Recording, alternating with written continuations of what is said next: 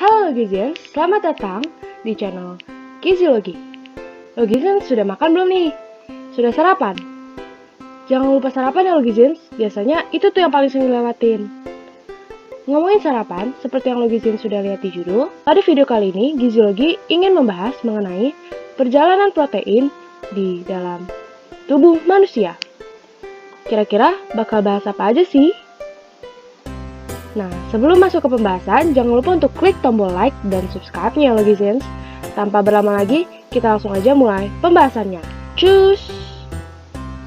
Sebelum membahas ke inti pembahasan, Giziologi bakal jelasin dulu nih ke Logizens. Apa sih sebenarnya protein itu? Nah, jadi protein adalah zat gizi yang tersusun atas rantai-rantai panjang asam amino yang saling terikat satu sama lain. Nah, ikatan ini disebut ikatan peptida. Pada tubuh manusia, komponen protein adalah komponen terbanyak kedua setelah air. Nah, protein kita setengahnya tersimpan di dalam sel-sel otot, seperlimanya di dalam tulang, sepersepuluhnya di kulit, dan sisanya di jaringan lain dan cairan tubuh. Lalu, apa itu asam amino?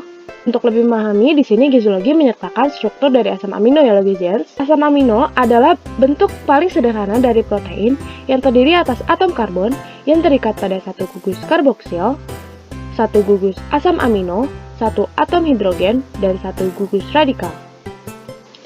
Unsur utama dari asam amino adalah nitrogen. Nitrogen ada sebanyak 16% loh di dalam protein.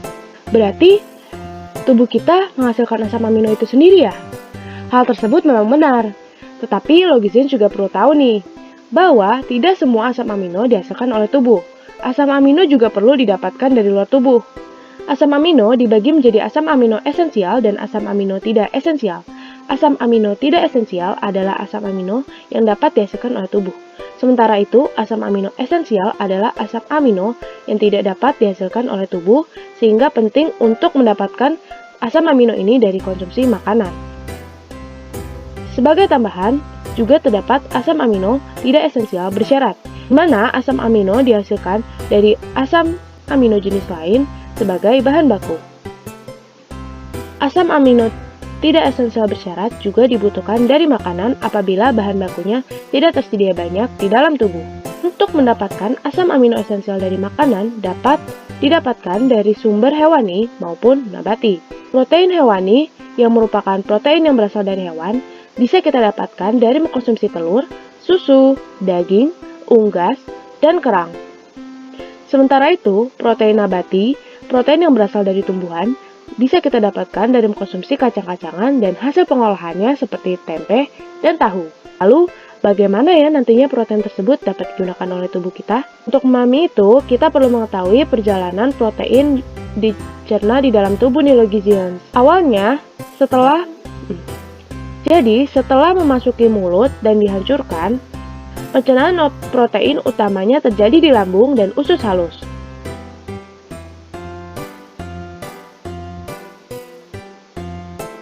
Protein saat dimakan berbentuk gulungan. Pada lambung, asam lambung akan mendenaturasi protein dan membuka gulungannya sehingga enzim dapat memecah ikatan peptida. Pengeluaran asam lambung dan adanya enzim protease mengubah enzim pepsinogen menjadi pepsin. Pepsin nantinya dapat mengubah polipeptida menjadi polipeptida yang lebih pendek. Selanjutnya, di usus halus juga terdapat enzim protease yang bahan bakunya berasal dari pankreas. Sentuhan kimus atau hasil cernaan pada dinding usus halus merangsang dikeluarkannya enzim enterokinase yang mengubah tripsinogen menjadi tripsin. Nantinya, tripsin dapat mengubah bahan baku dari pankreas menjadi enzim aktif. Enzim dari pankreas nantinya akan memecah polipeptida yang tersisa menjadi tripeptida, dipeptida, dan asam amino. Asam amino dapat langsung diserap. Selanjutnya, mukosa usus halus juga mengeluarkan enzim aminopeptidase yang memecah polipeptida yang tersisa menjadi asam amino yang bebas untuk diserap. Nah, seperti yang sudah disebutkan sebelumnya, selain dari makanan, Tubuh juga dapat membuat protein sendiri. Pembuatan protein ini disebut dengan sintesis protein. Sintesis protein adalah pembuatan asam amino non-esensial oleh tubuh.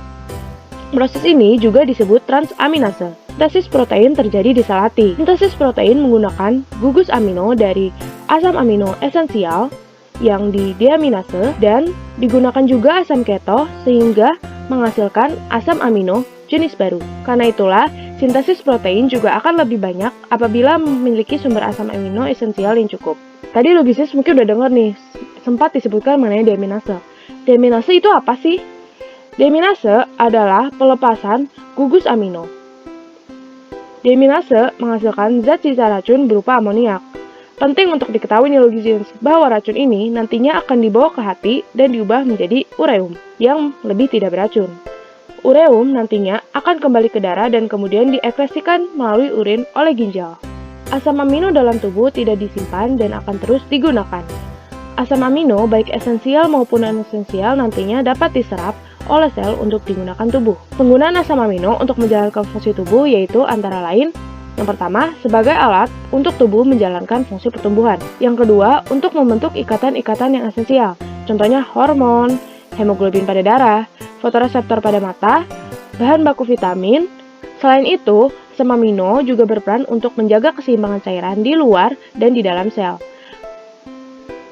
Protein terletak di membran sel yang berupa transporter molekul untuk menjaga keseimbangan tersebut. Asam amino juga berfungsi sebagai buffer untuk menetralkan pH tubuh, untuk membentuk antibodi, serta sebagai pengangkut zat gizi, yaitu mengangkut zat gizi dalam metabolisme tubuh untuk memindahkan dari satu organ ke organ lain.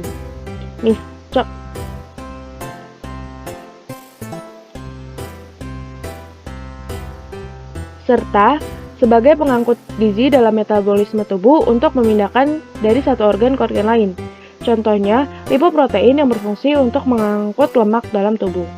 Selain itu, apabila tubuh kekurangan karbohidrat dan lemak untuk diubah menjadi glukosa, asam amino akan berubah menjadi glukosa dan energi.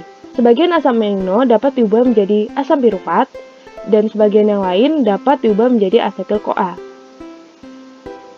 Piruvat nantinya dapat diubah menjadi glukosa, dan asetil-CoA nantinya dapat diubah menjadi energi dan lemak. Selain itu, asam amino yang berlebih dari yang dibutuhkan untuk sintesis protein juga akan masuk ke siklus asam sitrat. Tetapi, perlu diketahui nih teman-teman, bahwa penggunaan asam amino sebagai glukosa dan energi dapat menyebabkan sel otot kehilangan asam amino dan melemah. Karena itu, penting bagi teman-teman untuk juga mendapat asupan karbohidrat dan lemak yang cukup. Selain itu, teman-teman juga perlu ingat nih, karena asam amino yang berlebih dapat diubah menjadi lemak, dan seperti yang sudah kita bahas di video sebelumnya, bahwa kelebihan lemak dapat menyebabkan kegemukan. Nah, untuk dapat memaksimalkan penyerapan protein untuk digunakan oleh tubuh, Giziologi mau ngasih tahu beberapa caranya nih. Yang pertama, kita dapat mengkonsumsi makanan yang kaya akan protease. Protease dapat memecah protein menjadi peptida kecil. Sumber makanan ini yaitu arah, kiwi, mangga, pepaya, yogurt, dan nanas. Selanjutnya, kita juga dapat mengkombinasikan nutrisi pada makanan. Karena asam amino esensial dari makanan ada yang bersifat komplement, yaitu membutuhkan asam amino jenis lain untuk dapat diserap. Contohnya yaitu metionin pada beras dapat diserap apabila terdapat lisin yang ada pada kacang-kacangan. Selanjutnya, kita juga bisa mengkonsumsi makanan yang bersifat asam. Sifat asam pada makanan dapat meningkatkan kondisi asam pada lambung yang dapat menghasilkan protease lebih banyak. Selanjutnya, kita juga bisa mengkonsumsi makanan tinggi vitamin B6. B6 merupakan komponen yang dibutuhkan pada transaminase dan deaminase. Keduanya ada dalam bentuk PLP. Last but not least, penting untuk kita juga untuk mengkonsumsi karbohidrat. Konsumsi karbohidrat dapat merangsang sekresi insulin yang membantu sel otot untuk menyerap asam amino. Nah, tadi sudah sempat dibahas soal protein hewani dan nabati. Lalu, manakah di antara keduanya yang lebih baik? Jadi, protein hewani ya yang lebih baik. Kenapa? Karena protein hewani diabsorpsi sebanyak 90%, sedangkan protein nabati hanya 60-70%. Karena itu, akan didapatkan kadar protein yang lebih banyak apabila mengkonsumsi protein hewani dibandingkan nabati. Selain itu, protein hewani juga memiliki asam amino esensial yang lebih lengkap dan strukturnya hampir mirip dengan asam amino yang ada di tubuh, sehingga penyerapannya akan lebih baik dibandingkan protein nabati. Nah, di sini giziologi juga mau ngasih fun fact no gizians. Jadi, apabila protein dikonsumsi bersamaan dengan karbohidrat, protein akan memperlambat pencernaan dan penyerapan karbohidrat sehingga akan membuat kenyang lebih lama. Jadi, demikian pembahasan mengenai perjalanan protein di tubuh manusia oleh kami Giziologi. Terima kasih sudah menonton video ini. Jangan lupa like, komen mengenai pendapat kamu, subscribe, dan share video ini ke teman dan keluarga. Logisan juga bisa mendapatkan info menarik melalui akun sosial media kami, yaitu Instagram dan TikTok. Terakhir, fill your brain, not just your stomach. Sampai bertemu kembali.